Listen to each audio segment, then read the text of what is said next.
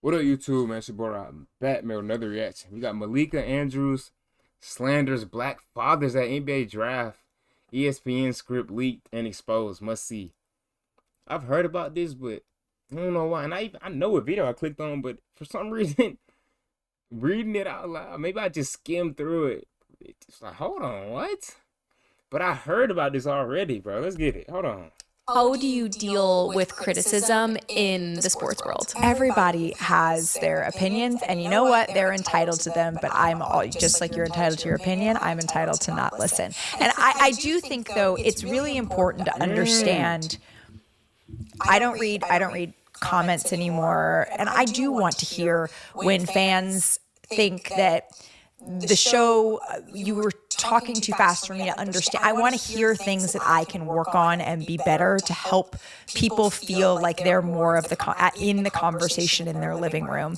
I think you just have to sort out understanding that when people have mean-spirited things to say, they're probably dealing with something themselves. Man. So in today's video, we got to talk about Malika Andrews, man. And it's not looking too good for Malika Andrews, especially because people started putting together this little script that she's been running on ESPN to slander Black fathers during the NBA draft. And I don't have to do the rundown of Malika Andrews and the whole entire situation that You might have to. I don't know. I don't know too many bad things about her. Been a part of with slandering black NBA players and black men in general, right? We all know that. We all know who she's married to. This is her husband. Oh. Right there. And you know, But that really is your husband for real, bruh. Like. Okay. She was trying to keep her marriage out of the limelight, right? But you know, everybody was just exposing way too much of her life. So, you know, they couldn't control it. They had to come out and reveal, you know, hey, they're dating and stuff like that. But that's not the purpose of this video. Like I said, I don't want to give you guys a full rundown of Malika Andrews because I've done plenty of videos covering her. But if you guys don't know, remember Malika Andrews not too long ago tried to respond to the backlash of how she feels about black men, right? And no one is meant to know that much about what people think of them. Right. And I've gotten much better at not looking. There was a time in which I would search my name, this, that, and the other. I've quit that, but it doesn't mean you don't feel it. I have no idea how you do it with the amount of people. But I think if I feel that, I can only imagine how that feels for you and how you deal with it. I want to be two things. I want to be accurate and I want to be fair. Sure, yep. And if I'm not one of those two things, you might not always like me, but this is my number. Please call me. And people have called and they've said that. And I say that oftentimes to before, especially before I'm talking to folks about something that is sensitive or tough, because these things come up. And it is hurtful. Like I think that's okay to say sometimes. It hurts. Even it doesn't matter if it is someone who is credible or someone with a big platform, or if it's someone in their mom's basement just firing off a post. Sometimes it is hurtful when that seeps through, particularly for me when it's not true. Right. And that's been the hardest part for me sometimes, is stomaching the falsehoods, particularly, you know, this you hate black men, or think that couldn't be farther from the truth, and using my family or the way that my family looks as some sort of evidence of that. And that is just untrue. For sure. And is just unkind. Stop the cap. Stop the cap right now. Stop the cap. I hope she So does. that's Malika Andrews responding to the backlash, and we all know that was full of crap because she just did it again, man. And like I said, she's running this script to disrespect black men live on ESPN during the NBA draft. So this video right here that I want to show you guys, I want you guys to pay attention to the audio, because she's going to repeat the same thing multiple times with these young guys that's coming in the NBA draft. Let's check out this clip right here. If you can, be sure to give this video a thumbs up. That really does help support my YouTube channel. I really do appreciate that. Thank you. What are you finna say, bro? Yaxel credits his mother, Giselle, with saving his life. Okay, when well, he was hold on. She could be the one saying this, but she might not be the one that came up with this little thing, though, you know? But she definitely got to take some blame for executing, you know? whatever she about to say. Struggling in high school, and he told me that when he walks across the stage, he wants people to know that there were so many times, he said, that it was hard for me to believe in myself, and he was close to giving up. And this woman, Giselle, it was his mom, who used to call him every single draft night and ask him, are you watching? Because someday this could be you, and someday this could be us. And Yaxel found out that his mom had appendix cancer last fall, and she's still in that fight. But he told me that this moment is for her. You can see that here. That nigga sounded like me. That's crazy, because that's, if I was in this same position, that's some shit I would have said. Because literally, like, nigga, I did not like Curry growing up. Facts. Like, everything he said. Nigga, he's literally me. Like, that was crazy. Told me that this moment is for her. You can see that here. A tremendous story, Jay, and a tremendous player. And NCAA champion, you see him there, Carlos Boozer, but it was his mom, Cameron told me, who drove him to every single practice, every tournament, helped him find You really gotta pay that close attention to what they be saying, bruh. It's like I be giving them the benefit of the doubt for some reason. I don't know why. Like, I mean, yes, this is just, but you wouldn't even think nothing of it, you know? But he making it a whole thing. Maybe it is. Drove him to every single practice, every tournament, helped him find all of his trainers. He, of course, played with his twin brother, Caden, at Duke as well. Okay, so that's the clip right there, right?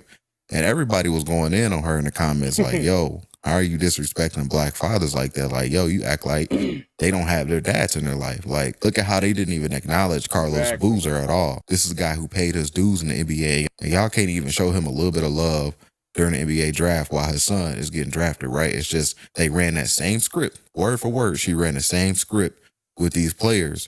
And it's like, oh, their mom called him every day with camp. Like, it seems like, is that what they're lying about that? Because that's what she's saying. They're telling them. They're telling her, yeah. So she's lying about that. Is getting drafted, right? It's just they ran that same script, word for word. She ran the same script with these players. And it's like, oh, their mom called him every day with camp. Like, she didn't even change one word out of the script. The only thing that she changed is just swapping the players' names. Like I said, man, the script got exposed. And it just goes to show you they're intentionally doing it. And she's the face of it.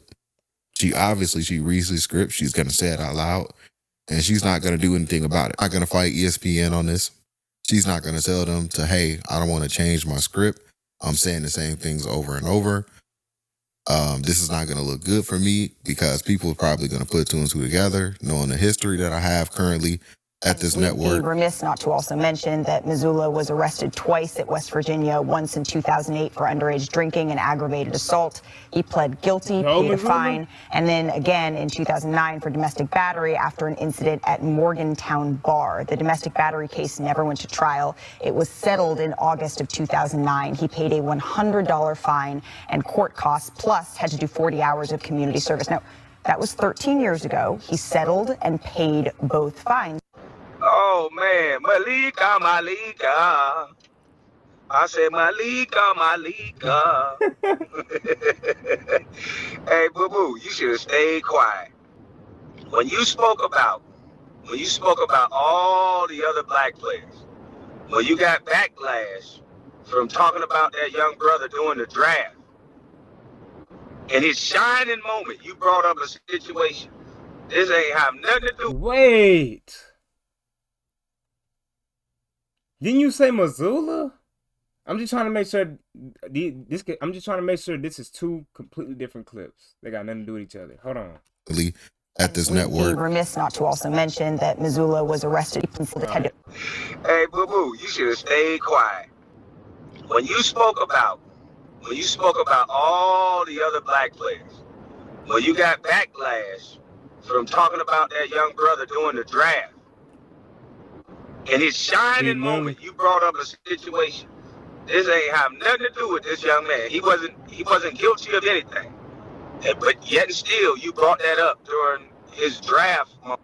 And guess what you said happened? Guess why you said you did it, ma'am?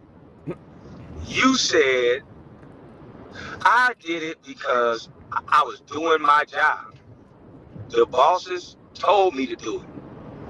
Remember you said that? Oh, I didn't know she said that, but And I remember believe when I first came to the internet, I said, y'all some script reading.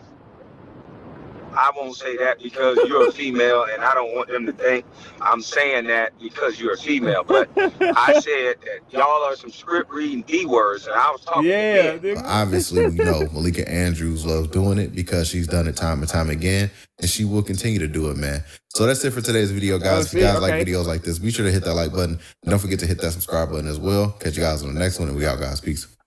Hold on. With all due respect, this is not about pointing the finger. Stop. The fact that it was able to go on all day. I know she got on my nigga Kyrie, but I looked at her as just getting told to say that too, but that don't mean that she's off the hook though. So I got to get on their ass even if they are told to say that. That's what I'm learning. Okay, cool. The fact that we are sitting here debating whether somebody else should have been suspended or not, we are not here, Stephen A., to further blame women. That is not why we are here. When they asked, is anybody else going to be punished? And they said no.